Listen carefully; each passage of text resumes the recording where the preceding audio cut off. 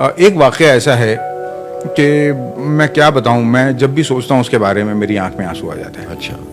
وہ واقعہ یہ ہے کہ بامبے میں ایک مضافات میں ایک بستی ہے ٹرامبے, جہاں پہ بابا ایٹامک ریسرچ ہے, اس کے پاس ایک جھگی جھوپڑ پٹی ہے. وہاں پہ 10ویں کے رزلٹ لگے تھے, تو 10ویں کے رزلٹ کے بعد جو ہے ہوتا ہے کہ آپ انٹرویو کرتے ہو, یہ میرٹ میں آیا ہے, وہ میرٹ میں. تو وہاں کی جھگی جھوپڑ پٹی کے ایک معذور بچے کا, جسے اب لوگ ہینڈی کیپ نہیں کہتے ہیں بلکہ ڈفرینٹلی ایبلڈ کہتے ہیں, تو ایسے بچے کو 74% کی حاصل کرنے پہ میرٹ لسٹ میں اس کو مقام ملا تھا. تو مجھ سے کہا گیا کہ اس کا انٹرویو کروں. میں گیا, میں اس کے انٹرویو کے لیے, تو میں نے دیکھا کہ وہ بچہ اتنا ڈسیبلڈ تھا کہ وہ خود سے چل بھی نہیں سکتا تھا, وہ رینگتا تھا, دونوں پیروں سے اور دونوں ہاتھوں سے معذور تھا وہ, اور آئیڈیل اسکول میں پڑھا ہوا تھا. اس کا باپ بڑھئی تھا, کارپینٹر. تو میں اس کو دیکھا, میں نے اس سے پوچھا کہ یہ بچہ جو ہے وہ اسکول کیسے جاتا ہے؟ تو کہنے لگا کہ میں لے کے جاتا ہوں اسے. میں نے کہا کیسے؟ اس کی ایک بہن بھی تھی, وہ بھی معذور تھی. تو بولے کندھے پہ ڈال کے. میں نے کہا روز؟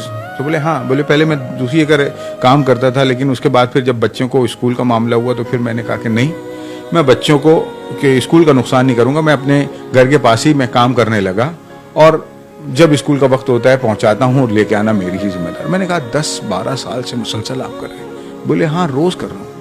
میں نے کہا آپ کو بوجھ نہیں لگتا؟ کہا نہیں. بولے مجھے تو ایک عجیب سی خوشی ہوتی ہے, میں بچوں کو جب آتے دیکھتا ہوں, جب تھکا دیکھتا ہوں, جب خوش دیکھتا ہوں, تو بولے وہ تو میری زندگی کی غذا ہے. بے شک. پھر یہ ہوا, اب میری سٹوری وہ جو ہے اردو مراٹھی سب میں چلی. تو اس وقت آبا کر کے آر پاٹل مہاراشٹر کے ڈپٹی چیف منسٹر تھے, انہوں نے اس سٹوری کو مراٹھی میں دیکھا اور باقاعدہ ای ٹی وی میں فون کر کے کہا کہ اس بچی کی زندگی بھر کی پڑھائی کا جو خرچ ہوگا وہ میں اٹھاؤں گا. لیکن کہانی یہاں ختم نہیں ہوئی. اس کے والد سے میرا ایک تعلق ہو گیا تھا, بلکہ ایک دن فون آیا تو میں نے اٹھایا نہیں فون, میں مصروف تھا. پھر میں نے فون لگایا تو سلام دعا کے بعد میں نے کہا اور کیسے ہیں آپ؟ تو بولے اچھا ہوں. میں نے کہا آپ کا فون آیا تھا, معاف کیجیے میں کام میں مصروف تھا, نہیں اٹھا پایا. تو انہوں نے کہا نہیں, بولے اصل میں ایک خبر آپ کو دینی تھی. تو میں نے کہا کیا ہوا؟ تو بولے میرے بیٹے کا انتقال ہو گیا. تو میں نے کہا کیسے؟ بولے ہو گیا, وہ تو اس کی تو طبیعت تھی ہی ایسی. تو میں نے ایسی طبیعت تھی؟ تو بولے ہاں, وہ تو جب پیدا ہوا تھا تو ڈاکٹروں نے کہا تھا کہ 8 سال جی جائے گا تو بہت ہے. تو میں نے اس بڑھئی سے پوچھا کہ آپ کو پتا تھا کہ یہ بچہ جینے والا نہیں ہے اور آپ اس کو روزانہ کاندھے پہ لے کے جا رہے تھے؟ میں نے کہا عموماً یہ ہے کہ ماں باپ کے دل میں ایک لالچ تو ہوتی ہے کہ میں بچوں کے پیچھے محنت کر رہا ہوں تو میرا بچہ بڑا ہو کر کے کامیاب ہوگا تو میرا آخری وقت میں میرا سہارا بنے گا. آپ کو تو پتا تھا. تو اس بڑھئی نے مجھ سے یہ کہا کہ امتیاز بھائی, کیا صرف اس لیے کہ میرا بچہ معذور ہے اس کو تعلیم سے محروم کر دوں میں؟ مطلب آپ دنیا جہان کے بڑے بڑے, آج ہم نے کیا کیا ہے کہ ہمیں ملینز میں جس کے ویوز ہیں اسی کی باتیں اچھی لگتی ہیں.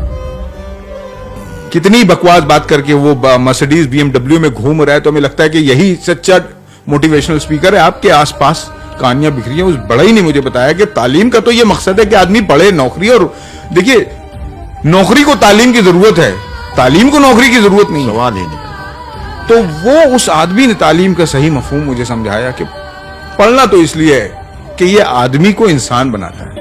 بے شک. اس بڑھئی نے جو ہے وہ واقعی مجھے بتایا کہ بہت بڑی بات تعلیم کیا ہے. کیا بات. تو میں جب بھی اس کے بارے میں سوچتا ہوں مجھے لگتا ہے کہ شاید ہم لوگوں نے, اب دیکھیے نا وہ اتنا معذور بچہ ہے, اس کو باپ روز آنا لے کے جا رہا ہے. آدمی محنت کرتا ہے تو اس کے سلے کی تمنا کے لیے کرتا ہے, اور باپ کو پتا ہے کہ کچھ ہی دن کا مہمان ہے. اور میں یقین کے ساتھ کہتا ہوں کہ یہ ہر ماں باپ کے لیے سیکھ ہے.